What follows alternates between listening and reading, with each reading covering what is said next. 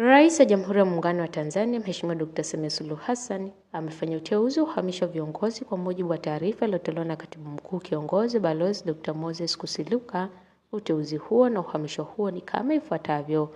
Dr. Latif Mohamed Hamis ameteuliwa kuwa naibu katibu mkuu ofisi ya makamu wa rais anayeshughulikia masuala ya muungano. Kabla ya uteuzi huu, Dr. Hamis alikuwa mkurugenzi mkuu wa Mamlaka Maendeleo ya Biashara Tanzania yaani TanTrade.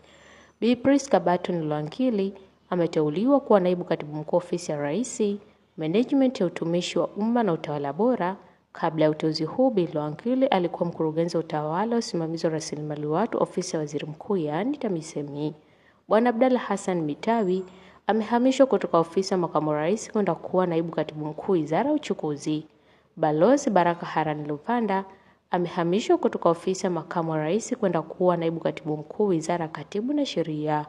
Dr. Franklin Jason Razmula amehamishwa kutoka wizara ya katiba na sheria kwenda kuwa naibu katibu mkuu wizara ya mambo ya ndani ya nchi. Dr. Madu Isaac Kazi amehamishwa kutoka wizara ya mambo ya ndani ya nchi kwenda kuwa katibu mkuu ofisi ya makamu wa rais anayeshughulikia masuala ya mazingira, na Bwana Ephraim Balozi Mafuru ameteuliwa kwa mkurugenzi mkuu wa Mamlaka Maendeleo ya Biashara Tanzania yaani TanTrade.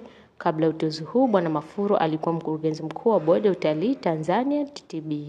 Aidha, uapishi wa naibu makatibu wakuu wateule utafanyika kwa tarehe itakayopangwa baadaye.